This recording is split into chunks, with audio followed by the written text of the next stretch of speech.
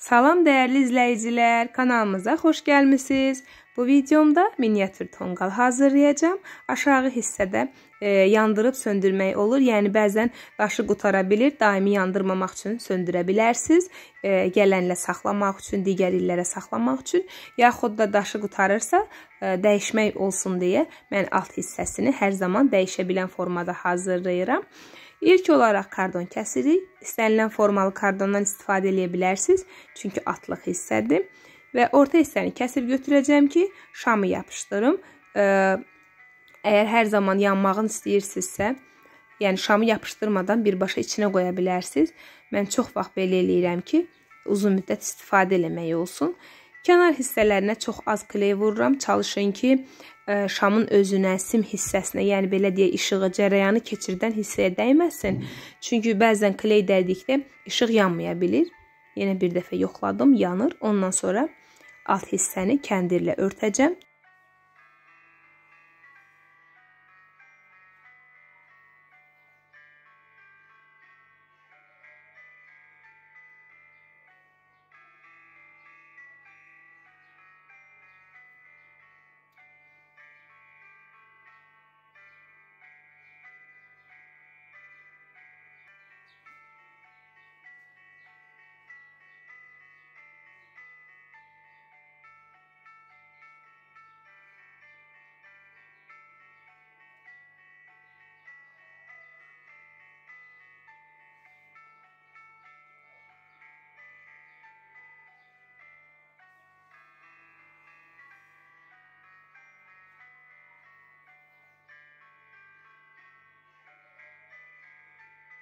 İlk olaraq 4 ədəd odunu yapışdırıb bu formada bağlayıram. Dayaq rolunu oynayır. Daha sonra digər odunları yapışdıracağım.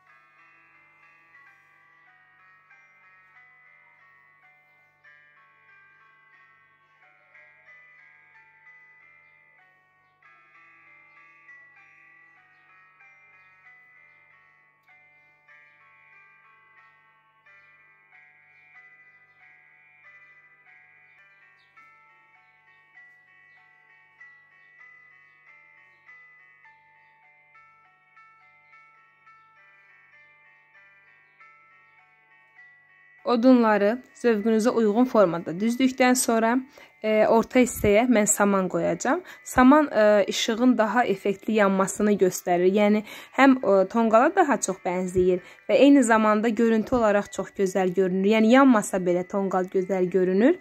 Yandıqda isə daha alovlu görünür. İşığın belə deyək, həcmini artırır. İndi sizə yandırıb da göstərəcəm.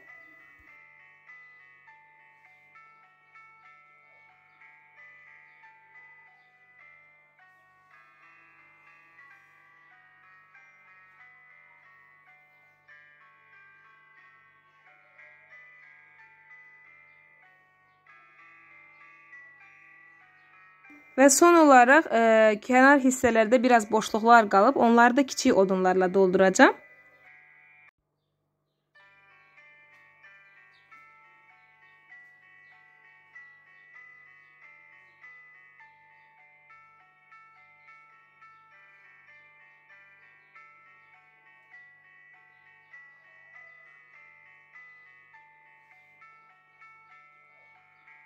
Mən kənar hissəyə həsir ip doladım. Çox vaxt qeyd edirəm, təkrar olur bu cümlə. Həm görüntü olaraq gözəl görünür, eyni zamanda daha möhkəm saxlaması üçün də odunları və tonqalımız hazırdır. Videomuzu izlədiyiniz üçün təşəkkürlər. Sağ olun. Növbəti videolarda görüşənədək kanalımıza abunə olmağı, videolarımıza rəy bildirməyi unutmayın.